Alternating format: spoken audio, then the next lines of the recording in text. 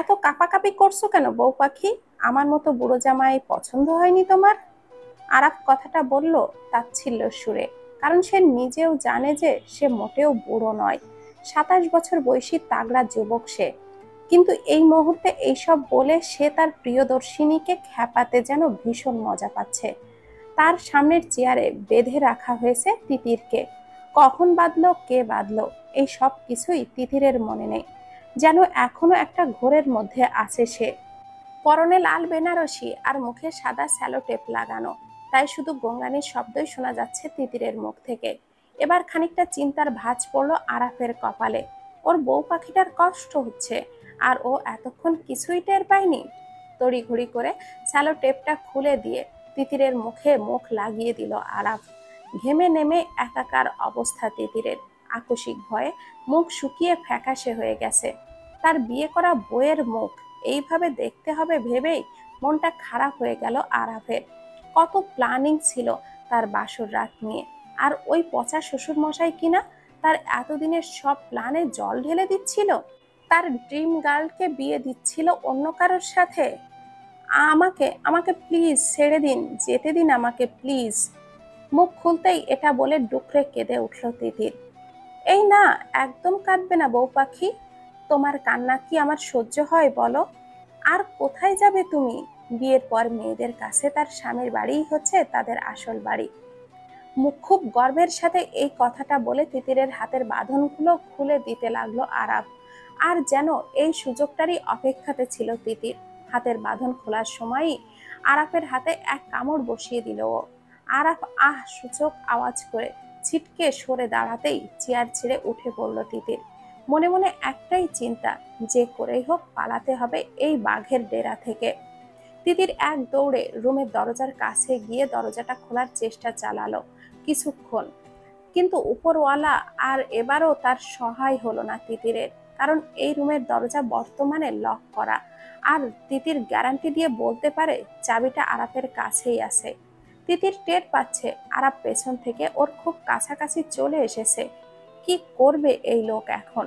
ওকে মেরে টেরে ফেলবে নাকি? চোখ খিচে হাত দুটো দিয়ে শাড়ির দুই সাইড খামছে ধরল তিতির। কিন্তু ওর নিঃশ্বাস আটকে গেল যখন ও টের পেল আরাফের গরম নিঃশ্বাস ওর ঘাড়ের উপরে পড়ছে। তুমি কি আমার থেকে পালাতে চাইছো বউ পাখি? আরাফের বাঁকানো হাসি আর সাথে ওর বলা কথাগুলো তিতিরের সারা গায়ে রক্তহীন করে দিল।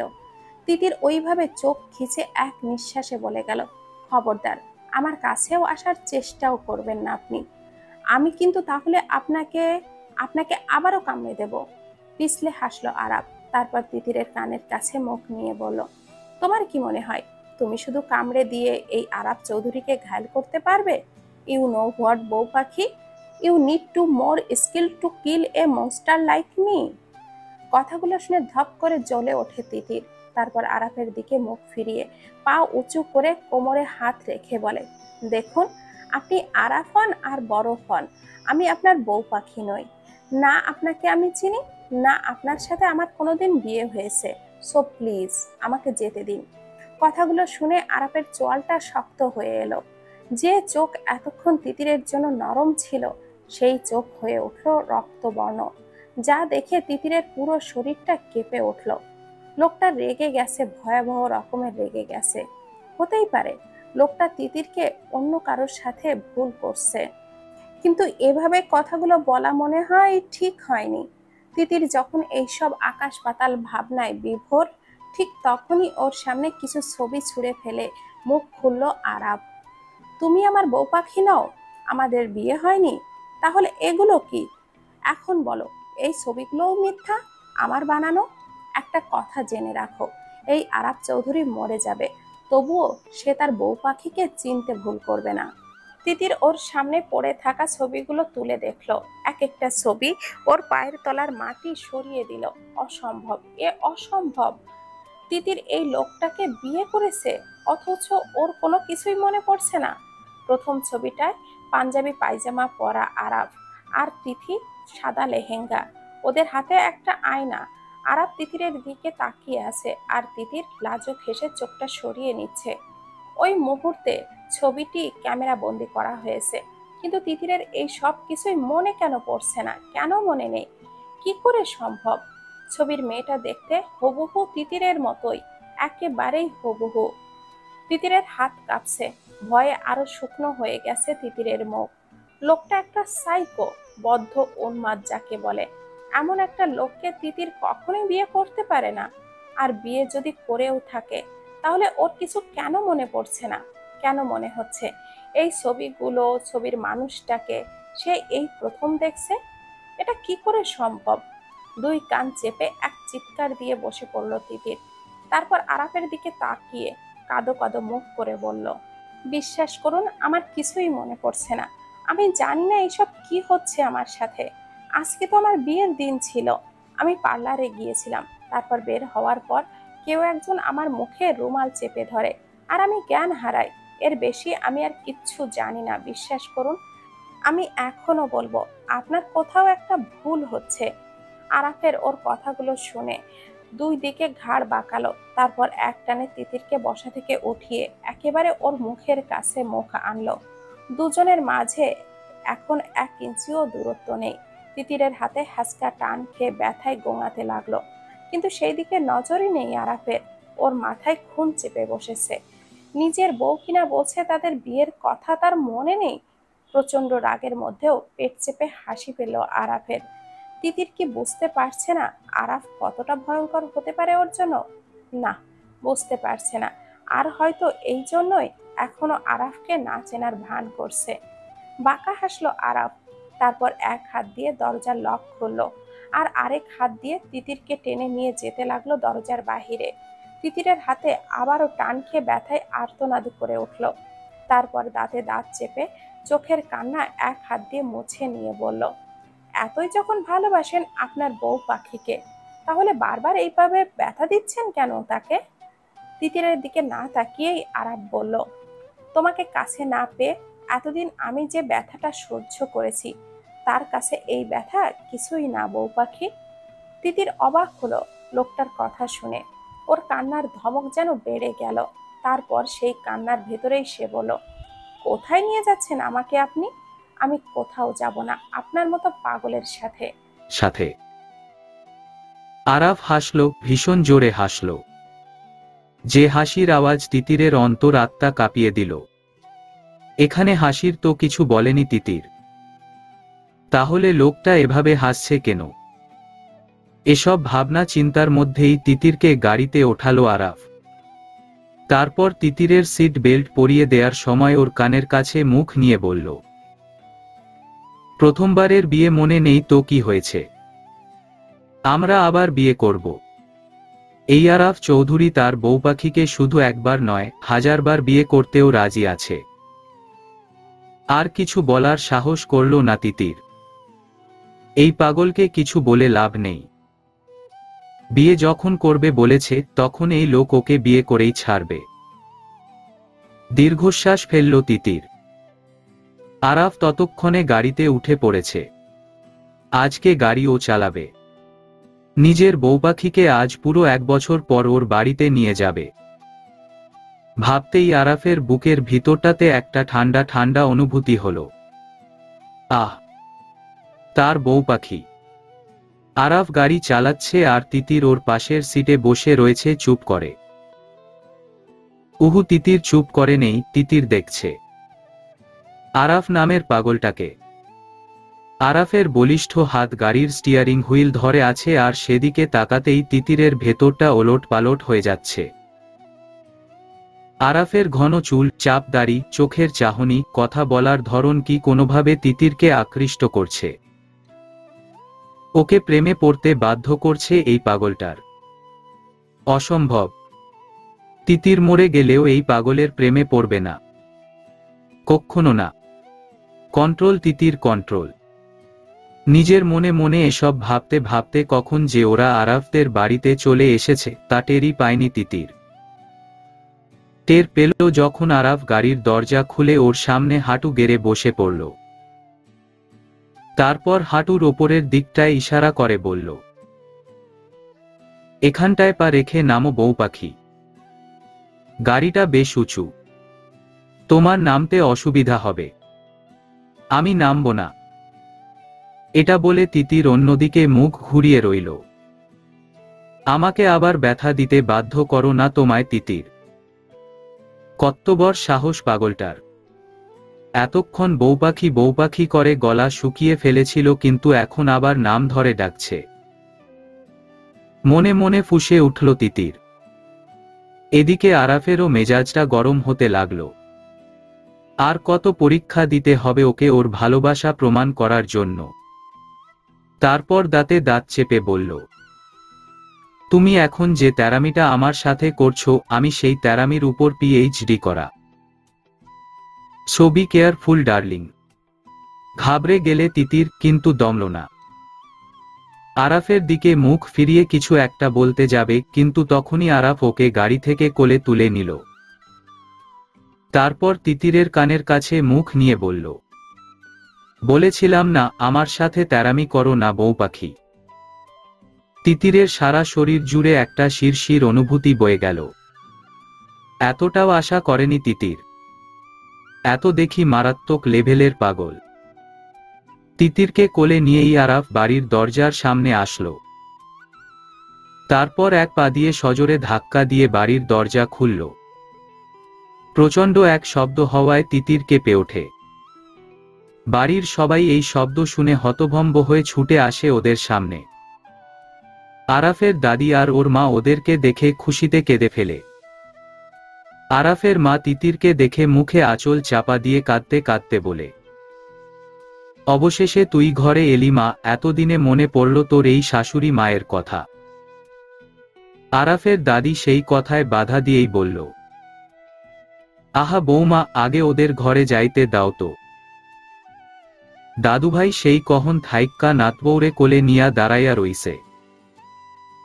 তিতিরের মুখ প্রথমে লজ্জায় লাল থেকে নীল হয়েছিল, দাদির কথা শুনে এবার তা বেগুনি রূপ ধারণ করল। আচমকা আরাফের কানের কাছে মুখ নিয়ে চোখ বন্ধ করে তিতির বলল, আপনি কি পাগল? প্লিজ আমাকে নামিয়ে দিন প্লিজ। আপনার সব কথা শুনবো আমি, কিন্তু দয়া করে আমাকে আর লজ্জায় ফেলবেন না। আরাফও তিতিরের কানের কাছে মুখ নিয়ে বলল, টু লেট বউ পাখি, তখন তেরামিটা না করলেই পারতে, তাহলে এখন আর এভাবে লজ্জায় পড়তে হতো না, আর এই পাগলটার পাগলামিও দেখতে হতো না। এটুকু বলেই ওপর তলায় উঠতে উদ্যত হল আরাফ। কিন্তু তখনই আরাফের বাবা আহনাফ চৌধুরী বাধা দিল আরাফকে। দাঁড়াও, কোথায় যাচ্ছ বাদর কথাকার? তোমার কি মনে নেই এই মেয়ের বাবা তোমাকে? আহনাফ চৌধুরীর কথা শেষ করতে দিল না আরাফ, তার আগেই বলে উঠল, তোমাকে নাতি নাতনি গিফট করতে যাচ্ছি বাবা, এখন প্লিজ ছেড়ে দাও, নয়তো সব এনার্জি এখানেই শেষ হয়ে যাবে। আরাফ কথাটা বলেই তিতিরের দিকে তাকিয়ে হেসে চোখ মারল। মরে গেল। তিতির জাস্ট লজ্জায় মরে গেল তখন। বাদরামোর একটা লিমিট থাকা দরকার। এই শিখিয়েছ তুমি তোমার ছেলেকে আফিয়া। আফিয়া বেগমের দিকে তাকিয়ে ধমক দিয়ে বলে উঠলেন আহনাফ চৌধুরী। ভয় কেঁপে উঠল আফিয়া বেগম আর সাথে তিতিরও। তারপর আবার ছেলের দিকে তাকিয়ে রাগী স্বরে বললেন, এই মেয়েকে রেখে আমার রুমে আসো, তোমার সাথে আমার আলাদা বোঝাপড়া আছে। আরাফ তিতিরকে কোল থেকে নামালো একেবারে ওর রুমে নিয়ে গিয়ে। তারপর নিজের কিং সাইজ বেডের ওপর তিতিরকে বসিয়ে নিজে হাঁটু গেড়ে বসল ওর সামনে। মাথায় হাত বুলিয়ে দিতে দিতে বলল, আমি বাবার সাথে একটু কথা বলে আসছি, মিষ্টি তোমার খাবার নিয়ে আসবে। খেয়ে নিও কেমন? তুমি না আমার লক্ষ্মী বউ পাখি। হুমম। তিতির চুপ করে রইল। একটু আগের ঘটনায় প্রচণ্ড রেগে আছে ও আরাফের ওপর। তিতিরের মৌনতার কারণ আরাফ খানিকটা আঁচ করতে পারলেও মুখে কিছু বলল না। মনে মনে ভাবতে লাগলো রাতে কোন কোন ভাবে আদর করলে ওর বউপাখিটার রাগ ভাঙানো যাবে। মাথায় আবারও দুষ্টু বুদ্ধি আসলো আরাফের। মনে মনে নিজেই নিজেকে বলল, আরাফ তুই আসলেই একটা বউপাগল। তারপর আবার নিজেই নিজের ভাবনায় ঠোঁট টিপে হাসল।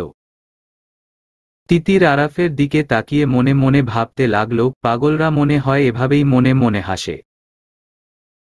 তারপর উঠে যাওয়ার আগে আরেকবার তিতিরের মাথায় হাত বুলিয়ে রুম থেকে বের হলো আরাফ।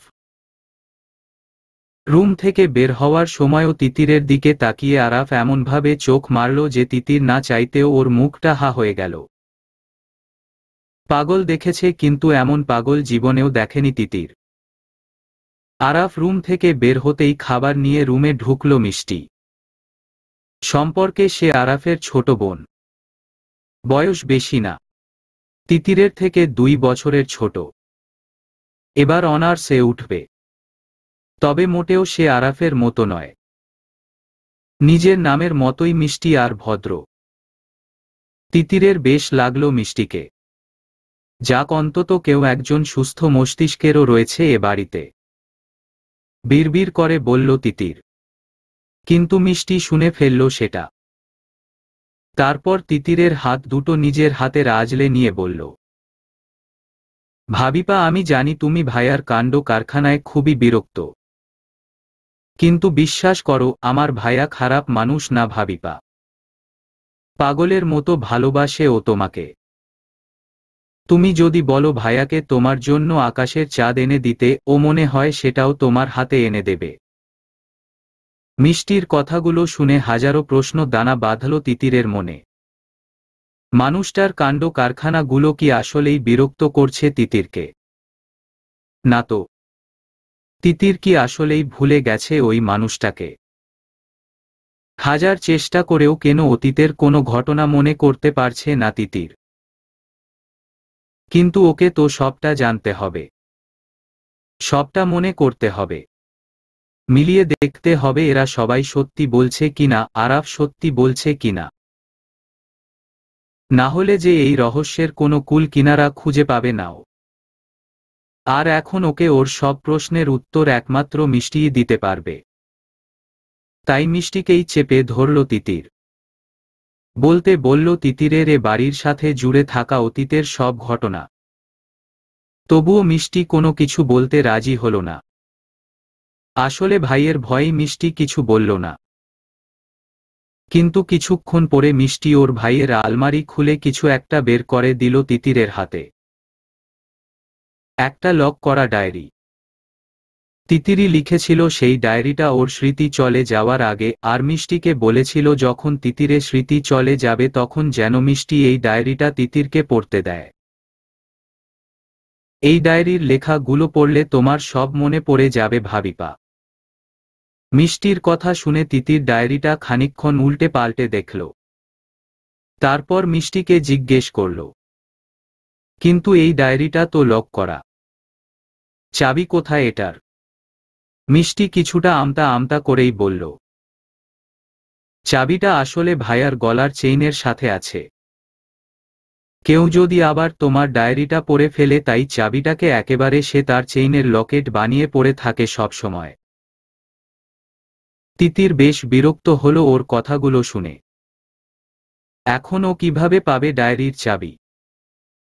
সরাসরি চাইলে নিশ্চয়ই ভয়ানক কোনো শর্ত দিয়ে আবার তিতিরকে লজ্জায় ফেলতে চাইবে ওই পাগলটা। না, এবার তিতির এমন আর কোনো সুযোগই দেবে না ওই পাগলটাকে। তার মানে আরাফের থেকে চুরি করতে হবে চাবিটা তিতিরকে। মিশনে নেমে পড় তিতির, এবার সাকসেসফুল তোকে হতেই হবে। মনে মনে এটা বলে রুম থেকে বেরিয়ে পড়ল তিতির। মিষ্টি দেখিয়ে দিল তিতিরকে ওদের বাবার রুমটা, যেখানে গিয়েই ও দেখতে পেল আরাফকে।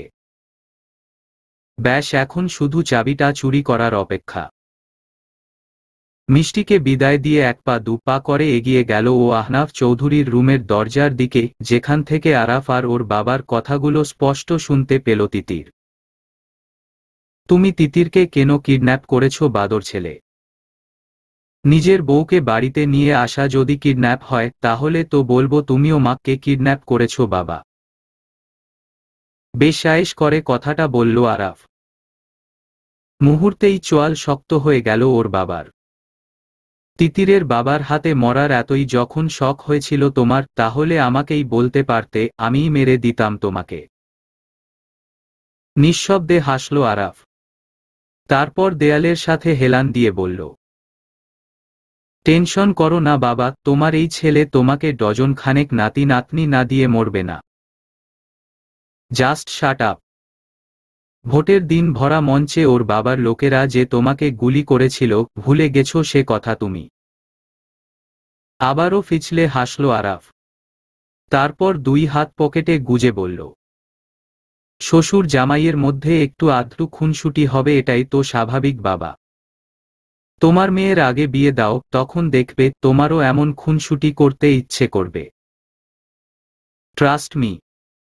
না, কোনোভাবেই নিজের ছেলেকে বোঝাতে পারছেন না উনি, কিন্তু তবুও শেষবারের মতো বললেন, তিতিরের বাবা তোমার অপোজিশন পার্টির নেতা। এবারে তোমার ভোটে জেতাটাও ভালোভাবে নেননি উনি, তাই তো তোমাকে প্রাণে মারতে চেয়েছিলেন। তারপরও তুমি পরপর দুবার একই ভুল করলে, ওই মেয়েটাকে নিজের জীবনের সাথে জড়ালে। আহনাফ চৌধুরী কথাগুলো বলেই ধপ করে বসে পড়লেন খাটের উপর। অপেক্ষায় থাকলেন ছেলের উত্তর শোনার জন্য। দরজার ওপাশে অপেক্ষায় থাকলো আরও একজন, সে হলো তিতির। আরাফ একটা লম্বা শ্বাস নিল, তারপর দেয়ালের সাথে হেলান দিয়েই তাকালো সিলিংয়ের দিকে আর বলল, তিতিরকে আমি শুধু আমার জীবনের সাথে না, আমার প্রতিটা শিরায় উপশিরায়, আমার প্রতিটা রন্ধ্রে রন্ধ্রে জড়িয়ে ফেলেছি। ও না থাকলে আমি এমনিতেই মরে যাব, তার থেকে কি এইটুকু লাইফ রিস্ক বেঁচে থাকা ভালো না বাবা? ইডিয়েট! একই সুরে বলে উঠল আহনাফ চৌধুরী আর তিতির। শুধু একজনেরটা শোনা গেল, আর আরেক জনেরটা শোনা গেল না। নিজের বউকে ভালোবেসে এমন কথাও কেউ বলতে পারে? জানা ছিল না তিতিরের। নিঃশব্দে মুখ চেপে কাঁদতে লাগল তিতির। কাঁদতে কাঁদতেই তিতির ভাবল, ও কাঁদছে কেন? ও কি এই পাগলটাকে ভালোবাসে বলে কাঁদছে, নাকি কোনোদিন কারো কাছ থেকে এতটা ভালোবাসা পায়নি বলে কাঁদছে? যদি তুমি পারমিশন দাও, আমি আসি বাবা। এখন আবার যে আমার বউপাখির কান্না থামাতে হবে। দরজার পিছনে দাঁড়িয়ে মেয়েটা তখন থেকে কেঁদেই যাচ্ছে। নিমেষেই কান্না বন্ধ হয়ে গেল তিতিরের। ও যে দরজার পিছনে দাঁড়িয়ে কাঁদছে, সেটা ওই পাগল বুঝল কি করে? কোনোভাবে কি দেখে ফেলেছে ও তিতিরকে? তড়িঘড়ি করে কান্না মুছে তিতির নিজের রুমের দিকে যেতে গেলেও বিপত্তি ঘটল নিজের পরনের শাড়িতে। তাড়হুড়োতে কখন যে পা পেঁচিয়ে গেছে শাড়িতে খেয়ালই করেনি তিতির, তাই তো এক পা যেতেই হুমড়ি খেয়ে সোজা ল্যান্ড করল আরাফের বাহুডোরে। হ্যাঁ, ঠিক সময়ে আরাফ ওকে ধরে ফেলায় একটুর জন্য বেঁচে যায় তিতির। আর ঘটনার আকস্মিকতায় আবার ঠোঁট ভেঙে কেঁদে ফেলে তিতির। আরাফও ঘাবড়ে যায় তিতিরের কান্না দেখে। কি করবে, কি করে বউয়ের কান্না থামাবে বুঝতে না পেরে এক ঝটকায় কোলে তুলে নেয় ও তিতিরকে। তারপর তিতিরের কানের কাছে মুখ নিয়ে ফিসফিস করে বলে, এই বুড়ো বরটাকে এতটাই মিস করছিলে যে একেবারে কেঁদে বুক ভাসিয়ে দিচ্ছ বউ পাখি? ভালো টালো বেসে ফেললে নাকি আবার এই পাগলটাকে? কান্না থেমে যায় তিতিরের। ওকে নিয়ে এভাবে মজা করাই রাগে নাকের ডগা লাল হয়ে ওঠে ওর। তারপর মুখ ফুলিয়ে বলে, বই গেছে আপনাকে ভালোবাসতে আমার। নামিয়ে দিন আমাকে। নামিয়ে দিন বলছি। আরাফ নামায় না ওকে। সোজা নিয়ে যায় নিজের রুমে। তারপর এক পা দিয়ে দরজা ভিড়িয়ে ভিতর থেকে লক করে দিয়ে তিতিরকে কোলে নিয়ে বসে পড়ে বেডের উপর। একদৃষ্টিতে দেখতে থাকে গুটিসুটি হয়ে থাকা তার পুতুলের মতো বউ পাখিটাকে। তিতিরের চোখে এখনো পানি টলমল করছে। আরাফ হাতের আঙুল দিয়ে সেই পানি মুছে দেয়, তারপর সেই আঙুল ছোঁয়ায় নিজের ঠোঁটে। তারপর এক মাদকতা মেশানো কণ্ঠে বলে, কাঁদলে কাউকে এত সুন্দর লাগে এই প্রথম দেখলাম। আমার বউ পাখি, কি করেছো বলো তো তুমি আমায়? What have you done to me darling? আরাফের কথা শুনে আবারও ঠোঁট উল্টে কাঁদে তিতির। নিজের ছোট্ট হাত মুষ্টিবদ্ধ করে আরাফের শক্তপোক্ত বুকের ওপর কিল বসাতে বসাতে বল, আপনি খুব বোকা, খুব খুব বোকা। হ্যাঁ, শুধু যখন আমার বউ পাখি আমার আশেপাশে থাকে তখন আমি তার কাছে বোকা, তার জন্য বোকা। এতটুকু বোকা হতে আরাফ চৌধুরীর লজ্জা করে না। তিতির আর কোনো কিছু ভাবে না, নিজের অজান্তেই জড়িয়ে ধরে আরাফের গলা। আর আরাফ, তার বউ পাখি তার কোলে বসে তার গলা জড়িয়ে ধরেছে। এটা যেন তার কল্পনারও অতীত। বলিষ্ঠ হাত দুটো তিতিরকে নয়, খামচে ধরেছে নিরীহ বেডশিটটাকে। কন্ট্রোল হারালে চলবে না আরাফ। তোর বউ পাখি এখনো তোকে চিনতে পারেনি। সামলা নিজেকে, নিজের মনেই নিজে বলল। কিন্তু বুকের ভিতর হতে থাকা ধুকপুকুনি, সেটা কি করে আটকাবে আরাফ? ওর বউ পাখিকে আদর করার জন্য ওর ভিতরে যে তীব্র তোলপাড় শুরু হয়েছে, সেই তোলপাড় কি করে বন্ধ করবে ও? বেশ অনেকক্ষণ পর তিতির ছাড়ল আরাফকে। আরাফের মুখের দিকে তাকাতেই দেখল আরাফ চোখ বন্ধ করে আছে, ওর গলার আর হাতের রগগুলো ফুলে উঠেছে, যেন ও আপ্রাণ চেষ্টা চালাচ্ছে নিজের পৈশাচিক রূপটা তিতিরের সামনে প্রকাশ না করতে, ওর উপর নিজের অধিকার না ফলাতে। মুখ টিপে হাসল তিতির। তারপর আস্তে আস্তে আরাফের কোল থেকে নামল। তিতির নামতেই চোখ খুলল আরাফ। হঠাৎই ওর চোখ গেল বেডের পাশের টেবিলের উপর। সেখানে চোখ পড়তেই দেখল তিতিরের খাবার ঢেকে রাখা আছে এখনো। তিতির খাবার খায়নি। নিমেষেই চোখের চাহনি বদলে গেল আরাফের। খাবার খাওনি কেন তুমি? তিতির কিছুক্ষণ আমতা আমতা করল ভীষণ। তারপর ধরা পড়া চোরের মতো বলল, এত দেরি হয়ে গেছে যে আর খেতে ইচ্ছে করছিল না, আপনি রেখে দিন, আমি পরে খেয়ে নেব। পরে কখন খাবে তুমি? কাল সকালে। তিতির ভরকে গেল। আবার রেগে যাচ্ছে নাকি পাগলটা? তিতির এ মানে করতে করতেই আরাফ পাল্টা জবাব দিল, তোমাকে এখন আমি খাইয়ে দেব। আর যদি না খাও তাহলে যেটা করা থেকে নিজেকে একটু আগে আটকে ছিলাম সেটাই কিন্তু। আমি খাবো তো আমি, এই দেখুন। আ আরাফের কথা শেষ হওয়ার আগেই ওর হাতে খাবারের থালা তুলে দিয়ে মুখ হা করল তিতির। না চাইতেও হেসে ফেলল আরাফ। তারপর তিতিরের মুখে খাবার পুরে দিতে দিতে বলল, গুড গার্ল। আপনি এই রুমে ঘুমোবেন আজকে? না তো, আমি ফুটবল খেলব। তুমি চাইলে ফুটবল টিমও বানাতে পারি। ভ্রু নাচিয়ে বলল আরাফ। ওর চোখে মুখে দুষ্টমির ছাপ স্পষ্ট। গায়ে সাদা রঙের শার্ট আর ধূসর রঙের ট্রাউজার পরনের আরাফ শার্টের উপরের দুটো বোতাম খুলতে খুলতে এগিয়ে আসে তিতিরের দিকে। ঘুমানোর আগে শাওয়ার নেয়ার অভ্যাস ওর। আজকেও তার ব্যতিক্রম ঘটেনি। ভিজা চুলগুলো তোয়ালে দিয়ে মোছার পরও তা দিয়ে ক্রমাগত পানি ঝরে ভিজিয়ে দিচ্ছে ওর বলিষ্ঠ কাঁধ দুটো। তিতির আরাফের এইরূপ দেখে ঢোক গিলল বেশ কয়েকবার। তারপর পেছাতে পেছাতে ওর পিঠ গিয়ে ঠেকল ধূসর রঙা দেয়ালে। যে দেয়ালটার অনেকটা অংশ জুড়ে আছে এমপি আরাফ চৌধুরীর একটা পোটেওট। সামনেও এই পাগল, পিছনেও এই পাগল। নিজের মনেই কেঁদে ফেলল তিতির। ততক্ষণে আরাফ ওর নাক বরাবর চলে এসেছে। তারপর তিতিরের এক পাশে ওর এক হাত রেখে আরেক হাত দিয়ে ওর চিবুক স্পর্শ করল আরাফ। দুজনের দৃষ্টি একে অপরের ওপর নিবন্ধ। তিতির হাঁসফাঁস করছে আরাফের বাহুডোরে। যেন থেমে থেমে নিঃশ্বাস বন্ধ হয়ে যাচ্ছে ওর। তিতিরের এমন বেহাল দশা দেখে অধর কামড়ে হাসল আরাফ।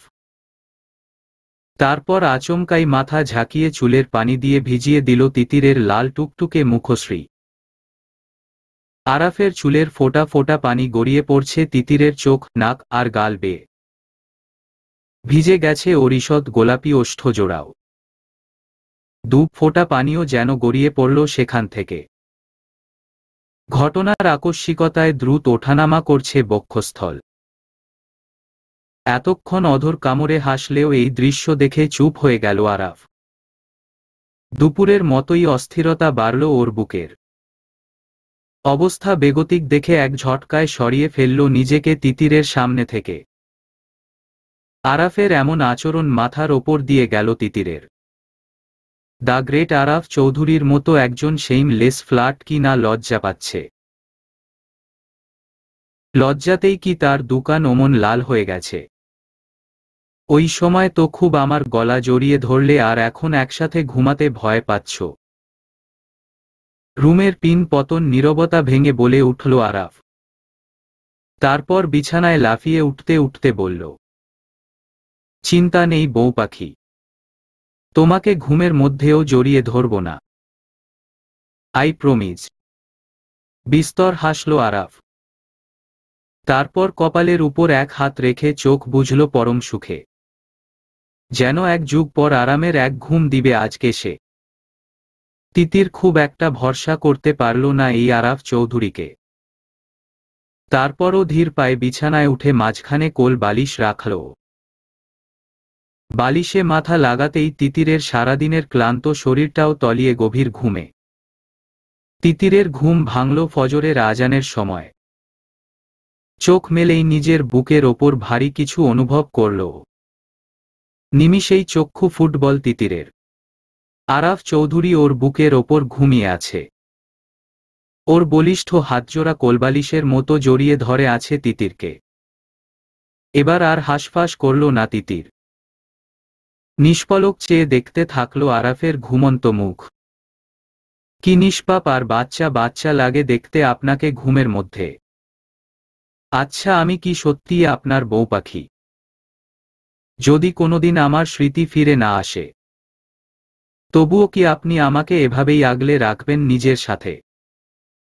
আরাফের চুলে হাত বুলিয়ে দিতে দিতে বলল তিতির।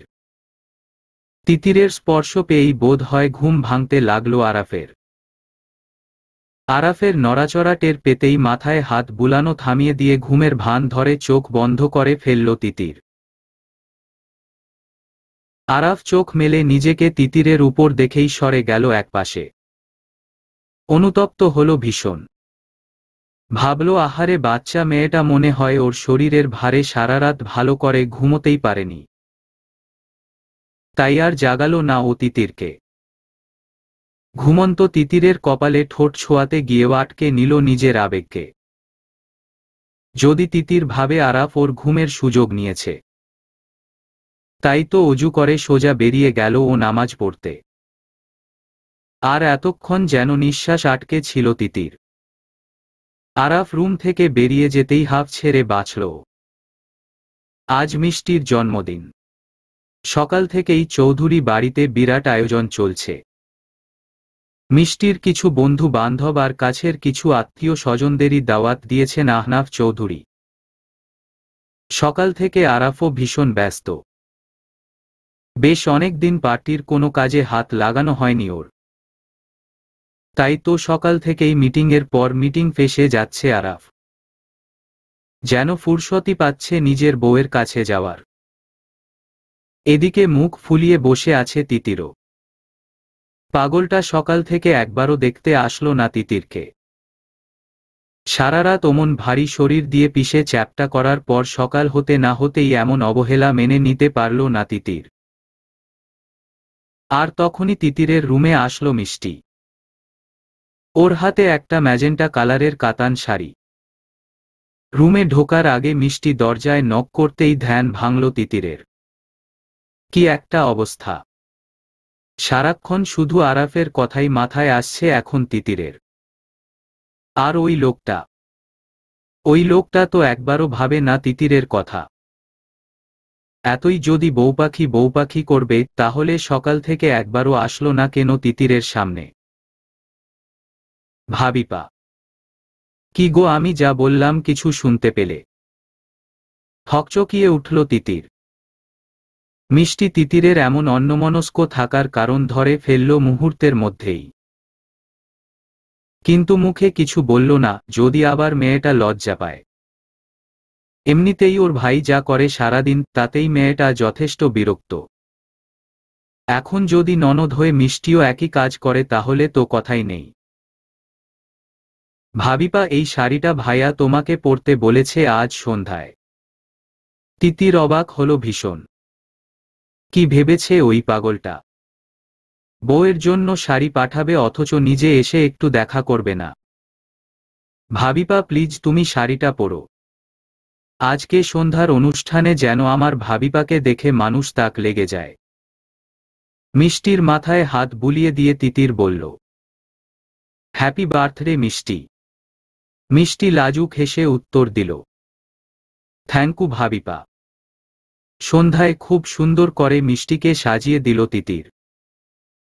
ছোট চুল আর হালকা গোলাপি রঙা গাউনে পরীর মতো লাগছে মেয়েটাকে। মিষ্টিকে সাজানো শেষ হলে তিতিরও পরে নিল আরাফের দেয়া কাতান শাড়িটা। মাথার চুলগুলো খোপা করে সেখানে গুজল বেলিফুলের মালা। অলংকারের মধ্যে শুধু পরল কানের ঝুমকো। চোখে দিল গাঢ় কালো কাজল আর ঠোঁটে হালকা গোলাপি লিপ বাম। তিতিরকে দেখে মিষ্টি যেন চোখই ফেরাতে পারল না। তারপর হেসে বলল, এজন্যই বলি আমার ভাইয়ের মতো অমন রসকসহীন একটা মানুষ কি করে এমন গভীর প্রেমে পড়ল। মানতেই হবে আমার ভাবি হলো লাখে এক পিস। তার প্রেমে হাবুডুবু খাবে না তো ভাই আর কার প্রেমে হাবুডুবু খাবে শুনি। দীর্ঘশ্বাস ছাড়ল তিতির। তারপর বিড়বিড় করে বলল, এজন্যই তো সকাল থেকে একবারও আসলো না আমার সামনে। ভাইয়া তো আজকে আসলে। কথা শেষ করতে পারল না মিষ্টি। শুনতে পেল ড্রয়িং রুম থেকে আসা গিটারের টুংটাং ধ্বনি। নিমিষেই চকচক করে উঠল ওর চোখ। ভাইয়া গিটার বাজাচ্ছে। ভাবিপা, তুমি শুনতে পাচ্ছ? গিটারের টুংটাং শব্দ তিতিরেরও কানে গেল। তারপর ড্রয়িং রুম থেকে ভেসে এলো আরাফের ভারিক্কি গলায় গাওয়া তিতিরের সবচেয়ে পছন্দের গান, কাভি জো বাদল বারসে, মে দেখু তুঝে আঁখে ভারকে, তু লাগে মুঝে পহলি বারিশ কি দুয়া। तेरे पहलू में रेहलू, मैं खुद को पागल केहलू, तू गाम देया खुशिया सेहलू साथिया। গানের এ পর্যায়ে নিচে নেমে এলো মিষ্টি তিতির দুজনেই। মিষ্টি কাউকে একটা খুঁজছে আর তিতিরের চোখ এক আরাফেই যেন নিবন্ধ। মুগ্ধ হয়ে তিতির শুনছে আরাফের গান। তিতিরকে এক পলক দেখে আরাফ খেই হারালো। মুগ্ধ হল প্রিয়দর্শিনীর এমন রূপ দেখে। অধর কামড়ে হেসেও নিল খানিকটা সবার অকপটে। তারপর আবার সুর ধরল গানের বাকি অংশের। কই নেহি তেরে সিভা মে রাইয়াহা, মানজিলে তুহে মেরি তো সাবিয়াহা, মিটা দে শাবি আজা ফাসলে, মে চাহু মুঝে মুঝসে বাটলে, জারাশা মুঝমে তু ঝাকলে, মে হু কেয়া, কাভি জো বাদল বারসে। বাকরুদ্ধ তিতির। এত সুন্দর করে গান গাইতে পারে পাগলটা। গান শেষ করে আরাফ গিটারটা টেবিলে রাখল। তারপর ধীর পায়ে এগিয়ে এসে আগে বোনকে উইশ করল। মিষ্টি খুশিতে আটখানা হয়ে জিজ্ঞেস করল, ভাইয়া আমার গিফট?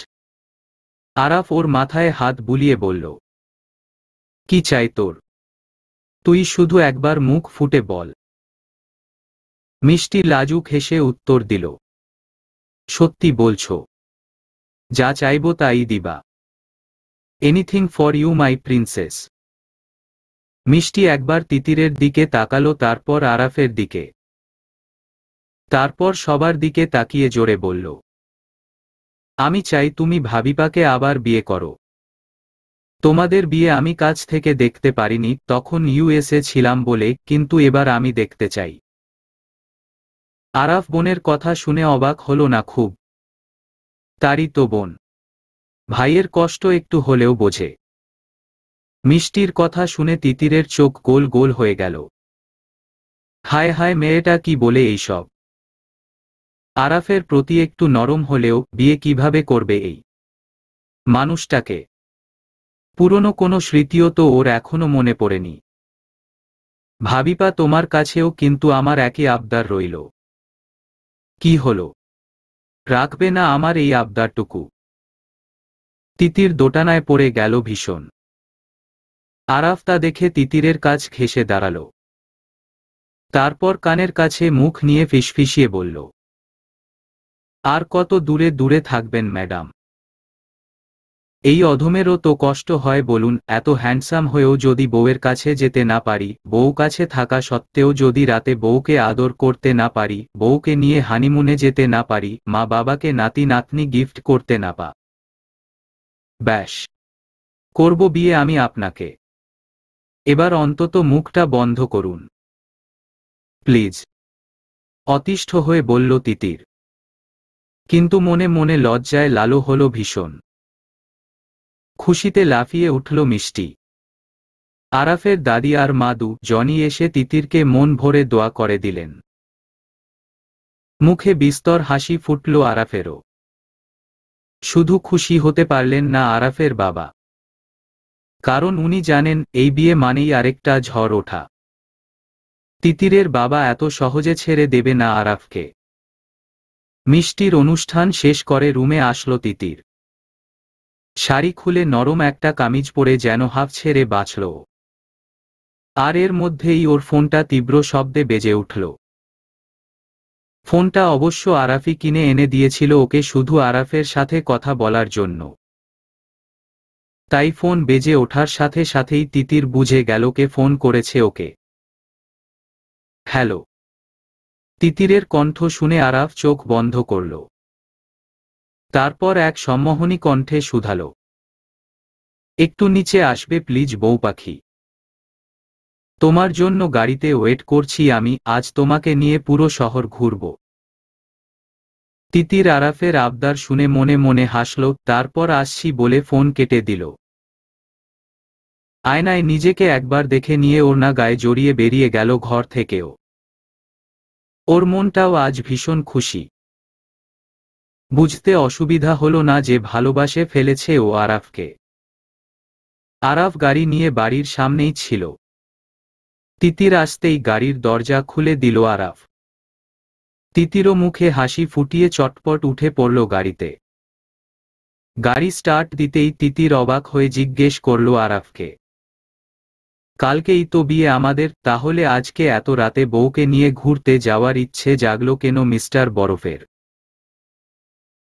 তিতিরের মুখে মিস্টার বরফ নামটা শুনে মুচকি হাসল আরাফ। তারপর সামনের দিকে তাকিয়ে গাড়ি চালাতে চালাতেই বলল, বউকে নিয়ে ঘোরার ইচ্ছে রাতেই জাগে ম্যাডাম, আর এই মিস্টার বরফটাকে কেন আপনি? তিতির হাসল, সাথে আরাফও।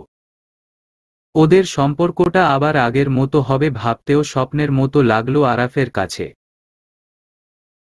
স্মৃতি না ফেরার সত্ত্বেও যে তিতির আরাফকে এত সহজভাবে মেনে নেবে ভাবতে পারেনি আরাফ। গাড়ি থামান প্লিজ, আমি আইসক্রিম খাবো, বাচ্চাদের মতো করে বলে উঠল তিতির। অধর কামড়ে হেসে গাড়ি থামালো আরাফ। গাড়ি থামাতেই তিতির এক দৌড়ে চলে গেল আইসক্রিমের গাড়ির কাছে। পিছন পিছন ধীর পায়ে ওর কাছে আসলো আরাফ। তিতির আইসক্রিম কিনে সামনে ঘুরতেই দেখল আরাফ বুকে হাত বেঁধে দাঁড়িয়ে ওর সামনে। আরাফের ঠোঁটের কোণে প্রশান্তির হাসি। তিতির কিছু বলতে যাবে ঠিক তখনই ওর চোখগুলো ভয়ে বড় বড় হয়ে গেল। হাত থেকে আইসক্রিমটাও পড়ে গেল নিচে। মুখ থেকে অস্ফুট স্বরে বের হল, বাবা। আর হঠাৎ একটা গুলির শব্দ হতেই তিতিরের সামনে মাটিতে লুটিয়ে পড়ল আরাফ। ওর বুকের তাজা রক্ত এসে লাগলো তিতিরের পায়ে। এক চিৎকার দিয়ে তিতির বসে জড়িয়ে ধরল আরাফকে। বুঝতে বাকি রইল না যে আরাফকে গুলি করা হয়েছে। আর গুলিটা করেছে ওর বাবা। এই আরাফ, আপনি চোখ বন্ধ করে আছেন কেন? কথা বলছেন না কেন আপনি? সবসময় এত বকবক করেন, তাহলে এখন এভাবে শুয়ে আছেন কেন? উঠুন বলছি, উঠুন, আমি বাড়ি যাব। কাঁদতে কাঁদতে বলল তিতির, ওর হাত ভিজে যাচ্ছে আরাফের বুক থেকে বের হওয়া রতে। চাইলে থামাতে পারছে না ও সেই রক্ত। তারপরই শুনতে পেল ওদের সামনে এসে দাঁড়ানো ওর বাবার কণ্ঠ। ও আর উঠবে না মামনি। মেয়ের দিকে তাকিয়ে তুচ্ছ হাসলেন সাবেক এমপি হাসান খন্দকার। তারপর আরাফের নিথর দেহটার দিকে দুকদম এগিয়ে এসে বললেন, Araf Chowdhury, your game is over. আরাফের দেহটা এখনো জড়িয়ে ধরে আছে তিতির। রিভলভার হাতে ওদের সামনে দাঁড়িয়ে আছে তিতিরের বাবা। বিজয়ীর হাসি তার চোখে মুখে। তার পেছনে দাঁড়িয়ে রয়েছে 15 জনের মতো তার পোষা গুন্ডারা। রাস্তা পাহারা দিচ্ছে তারা, যাতে কোনো কাকপক্ষীতেও আজ ওদের সাহায্য করতে না পারে। অনেক ধুলো ময়লা মেখেছ, এখন ওঠো মামনি। বাড়ি যাবে না। আর এই লাশটা কেউ একটা আস্তা করে ফেলে দিয়ে আয়। পচে গলে পড়ে পরিবেশ দূষণ করবে তো। নিজের কানে তিতির বিশ্বাস করতে পারল না ওর বাবার বলা কথাগুলো। এতটা নিষ্ঠুর, এতটা পাষাণ ওর বাবা, যার কিনা মানুষ খুন করতেও দণ্ড হাত কাঁপল না। কথাগুলো ভাবতে ভাবতেই ক্রমান্বয়ে তিতিরের দৃষ্টি শীতল হয়। আর সেই হিমশীতল দৃষ্টি জোড়াই নিক্ষেপ করে ওর বাবার দিকে। কেন করলে বাবা তুমি এমন? কি দোষ করেছিল আমার আরাফ? রাগত স্বরে বলে উঠল তিতির। মেয়ের কথা শুনে হেসে উঠল হাসান খন্দকার। তারপর খপ করে তিতিরের এক হাত ধরে হেঁচকা টান দিয়ে উঠিয়ে দাঁড় করালো মেয়েকে। বললেন, তুমি হয়তো জানো না মামনি, কিন্তু তোমার এই আরাফ আমার অনেক ক্ষতি করেছে, অনেক। ওইটুকু ছেলে আমার থেকে আমার ক্ষমতা কেড়ে নিয়েছে, আমার মেয়েকে কেড়ে নিয়েছে। তুমি কি করে ভাবলে তোমার বাবা তারপরও এই ছেলেকে বাঁচিয়ে রাখবে? এতটুকু বলে পিচিক শব্দ করে পানের পিক ফেললেন রাস্তায়। তারপর আবার তিতিরের দিকে তাকিয়ে বললেন, যাকগে সেসব পুরনো কথা। এখন বাড়ি ফিরবে চলো। তোমার সাথে সেদিন সোহেলের বিয়ে না হওয়ায় কিন্তু আমার খুব মন খারাপ হয়েছিল। বন্ধুর ছেলে বলে কথা। এবার বাড়ি ফিরে তোমার আর সোহেলের আবার বিয়ের আয়োজন করব আমি। নিমেষেই চোয়াল শক্ত হলো তিতিরের। যাব না আমি। আরাফকে রেখে এক পাও নড়ব না আমি এখান থেকে। তিতিরের কথা শুনে আবারও একগাল হাসলেন হাসান খন্দকার। তারপর বললেন, আর তুমি যদি এখন আমার সাথে বাড়িতে না আসো মামনি, তাহলে তো জানোই আমি তোমার মায়ের সাথে ঠিক কি করব। নিজের বাবার মুখে এই কথাগুলো শুনে হাঁটু ভেঙে বসে পড়ল তিতির। আরাফকে বুকে জড়িয়ে ধরে আবারও ডুকরে কেঁদে উঠল। চারিদিক অন্ধকার হয়ে আসল ওর। নিজেকে অসহায় লাগল ভীষণ। হাসান খন্দকার মেয়ের এমন করুণ পরিণতি দেখে যেন ভীষণ মজা পেলেন। অদ্ভুত শব্দ করে হাসলেন সজোরে। হাসির দমকে থেমে থেমে কেঁপে উঠল তার পৌর গোতর। তারপর নিজের পোষা গুন্ডাদের মধ্য থেকে জনকে ইশারা দিলেন তিতিরকে গাড়িতে তোলার জন্য। তিতিরকে আরাফের থেকে ছাড়িয়ে নিতে বেগ পেত হলো ওদের। তবুও টেনে হিচড়ে কোনো মতে তিতিরকে আরাফের থেকে ছাড়ালো ওরা। তারপর গাড়িতে যখন তুলতে যাবে তখনই ওদের কানের গেল একজনের অট্টহাসির শব্দ। তিতির থামল, বিক্ষিপ্ত চোখজোড়া পেছনে ফিরে তাকাতেই দেখল আরাফের অবয়ব। গাড়ির হেডলাইটের আলোতে ওর মুখ অস্পষ্ট, যেন এক কালো ছায়ামূর্তি। হাসান খন্দকারের মুখ শুকিয়ে গেল নিমিষেই। এটা কি করে সম্ভব? ওনার স্পষ্ট মনে আছে যে উনি আরাফকে ঠিক বুক বরাবরই গুলিটা করেছেন, তাহলে এই ছেলে উঠে দাঁড়ালো কি করে? না, একবার যখন খুন করতে হাত কাঁপেনি তখন এবারও কাঁপবে না। তাই তো মুহূর্তেই রিভলভারটা শক্ত করে ধরে তাক করল আরাফের দিকে। আরাফ বাঁকা হাসল। তারপর ডান পায়ের এক লাথিতে কৌশলে ফেলে দিল সেই রিভলভার হাসান খন্দকারের হাত থেকে। আরাফের পায়ের কাছে পড়ে গড়াগড়ি খেতে লাগল সেটা। মুখ থেকে সূচক শব্দ করে আরাফ রিভলভারটা তুলে হাতে নিল। ঘুরিয়ে ফিরিয়ে দেখল ভালো করে।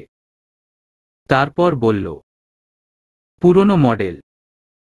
কলকবজায় জং ধরে গেছে, তারপরও কি তেজ। ঠিক আপনার মতো, তাই না শ্বশুর মশাই? মুখে বিস্তর হাসি টেনে খুব নাটকীয় ভঙ্গিতে বলল আরাফ।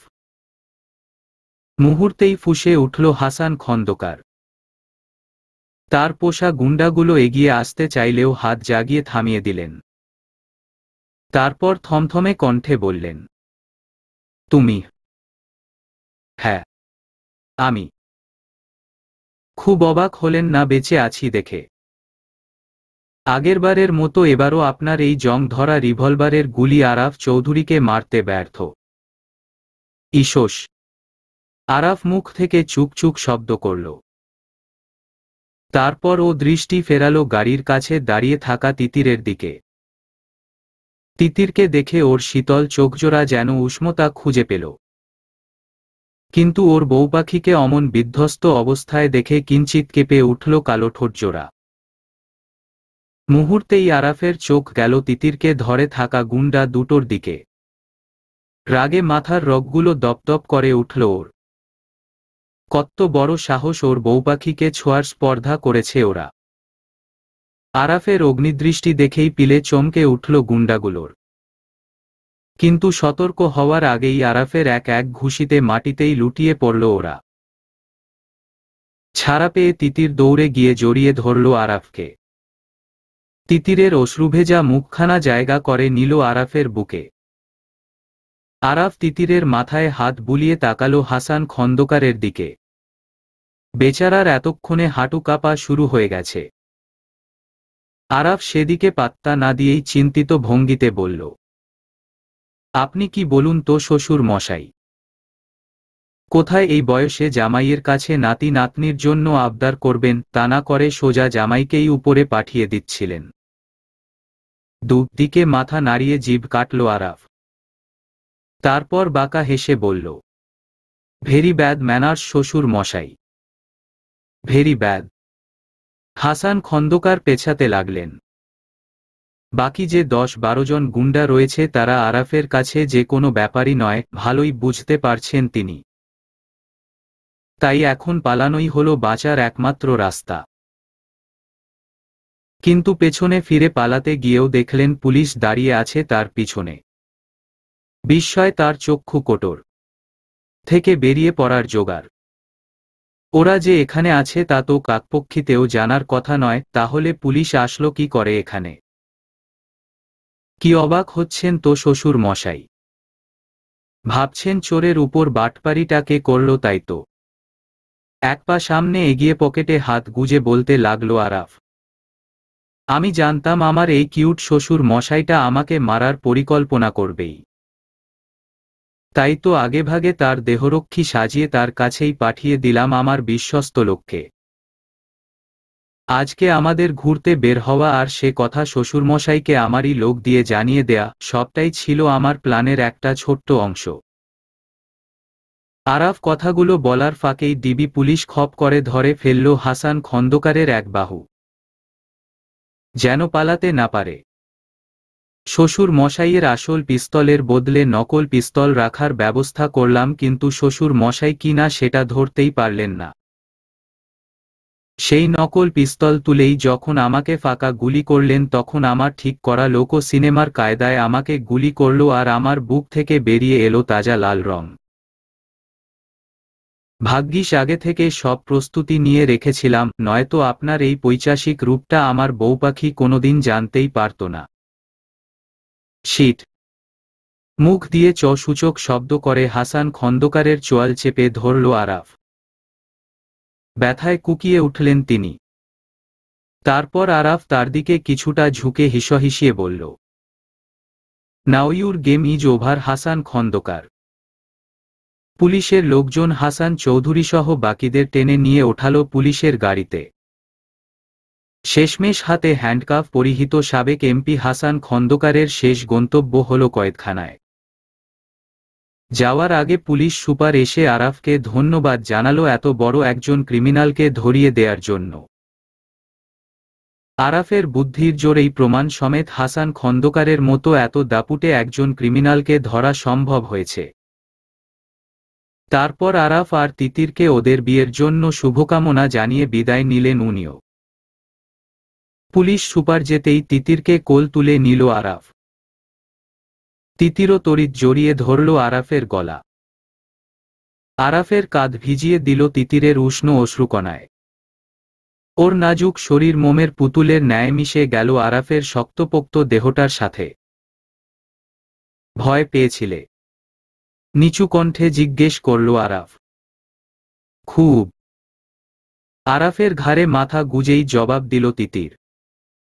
ভালোবাসো আমাকে বউ পাখি? আর কোনোদিন ছেড়ে যাবে না তো আমায়? আরাফের প্রশ্নে তিতির মাথা জাগাল। তারপর সম্মোহনী কণ্ঠে বলল, তোমাকে এতটা ভালোবাসি যে দুনিয়া এফর ওফর হয়ে গেলেও তোমাকে ছেড়ে থাকার কথা কোনোদিন স্বপ্নেও ভাবতে পারব না। ব্যাস। আরাফকে আর পায় কে? তিতিরের পদ্মপাতার ন্যায় ঠোঁটজোড়া মুহূর্তেই দখলে নিয়ে নিল নিজের। হাজার বছরের তৃষ্ণার্ত পথিকের ন্যায় পান করতে লাগল তিতিরের ঠোঁটের অমৃত সুধা। তিতিরও সায় দিল তাতে।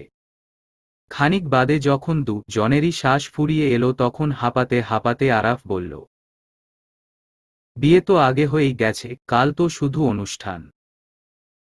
প্রথম বাসরটা সারার জন্য গাড়িটা মন্দ হয় না। কি বলো বউ পাখি?